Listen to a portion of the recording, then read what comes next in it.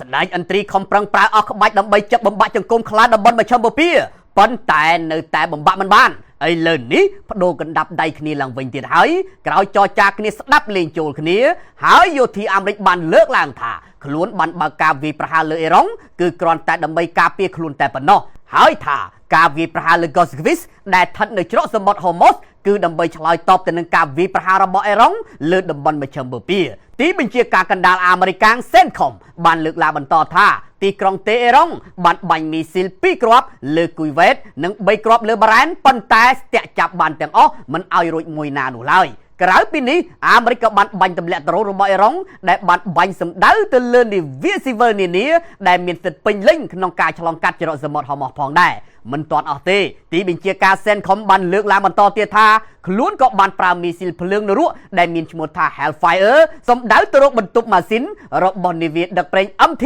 ដែលមានចងទង់ជាតិ Botswana ផងដែរខណៈនាវាដឹកប្រេងមួយគ្រឿងនេះកំពុងតែធ្វើដំណើរទាំងនាវាទទេសម្ដៅទៅកាន់ប្រទេសអ៊ីរ៉ង់ដើម្បីជាផ្នែកនៃយុទ្ធនាការរបស់ទីក្រុង Washington ក្នុងការរាំងខ្ទប់នាវានានាមិនឲ្យចេញចូលកំពង់ផែអ៊ីរ៉ង់នោះអាមេរិកអះអាងថាខ្លួនបាញ់ប្រហារនាវា MT ដោយសារតែនាវានេះប្រងើយកន្តើយទៅនឹងការប្រមានម្ដងហើយម្ដងទៀតកុំឲ្យចាញ់ចិត្តអ៊ីរ៉ង់បានលើកឡើងថាខ្លួនបានវាយប្រហារមូលដ្ឋានទ័ពអាមេរិកនិងអធិបតេយ្យនានាវិញដោយប្រើមីស៊ីលនិងដ្រូនដើម្បីជាការសងសឹកឲ្យតែហ៊ានប៉ះអ៊ីរ៉ង់មួយដៃអ៊ីរ៉ង់បដូរកណ្ដាប់ដៃទៅវិញភ្លាមដែលនេះបង្ហាញថាអ៊ីរ៉ង់នៅតែមានកម្លាំងណែនពេញឡើយទេដើម្បីកំដរអាមេរិកឡើងវិញស្មើណាក៏បានដែរការប្រយុទ្ធគ្នាជាថ្មីនេះផ្ទុះឡើងត្រឹមតែមួយថ្ងៃតែប៉ុណ្ណោះបន្ទាប់ពីអ៊ីរ៉ង់ប្រកាសផ្អាកការចរចាជាមួយអាមេរិក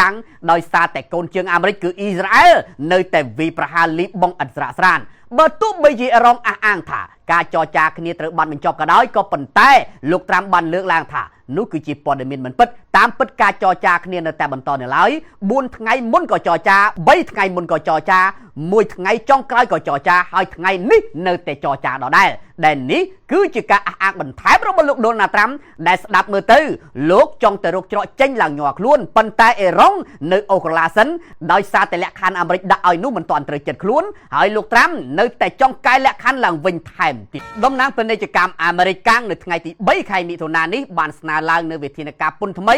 ដែលកំណត់គោលលើប្រទេសនិងតំបន់សរុបប្រហែលជា60ដែលមិនបានធ្វើសកម្មភាពប្រឆាំងនឹងពលកម្មដោយបង្ខំគណៈរដ្ឋាភិបាលរបស់លោកប្រធានាធិបតីដូណាល់ត្រាំកំពុងតែស្វាស្វែងបង្កើតឡើងវិញនៅរបៀបវារៈពន្ធគយរបស់ខ្លួនបន្ទាប់ពីមានវិបត្តិផ្លូវច្បាប់ពន្ធដែលត្រូវបានស្នើឡើងមានចាប់ពី 10% ទៅ 12.5% នេះបើយោងទៅតាមឯកសាររបស់រដ្ឋាភិបាលលោកត្រាំហើយវានឹងត្រូវឆ្លងកាត់ការផ្ដល់មតិជាសាធារណៈជាមុនសិនមុននឹងឈានទៅដល់ការសម្រេចចុងក្រោយការប្រែប្រួលនេះកើតមានឡើងប៉ុន្មានខែបន្ទាប់ពីទីក្រុង Washington ចាប់ផ្ដើមស៊ើបអង្កេតលើដៃគូពាណិជ្ជកម្មរបស់ខ្លួនរួមទាំងប្រទេសចិនសហភាពអឺរ៉ុបនិងជប៉ុនជាដើមការស៊ើបអង្កេតបានពិនិត្យមើលឃើញថាតើប្រទេសទាំងនោះបានចាត់វិធានការប្រឆាំងទៅនឹងពលកម្មដោយបង្ខំដែរឬទេកាលពីថ្ងៃអង្គារតំណាងពាណិជ្ជកម្មអាមេរិកបាននិយាយថានៅក្នុងចំណោមប្រទេសនិងតំបន់ចំនួន60នោះគឺមាន54ទៅហើយបានបរាជ័យក្នុងការចាត់វិធានការប្រឆាំងទៅនឹងពលកម្មដោយបង្ខំនៅក្នុងនោះមានដូចជា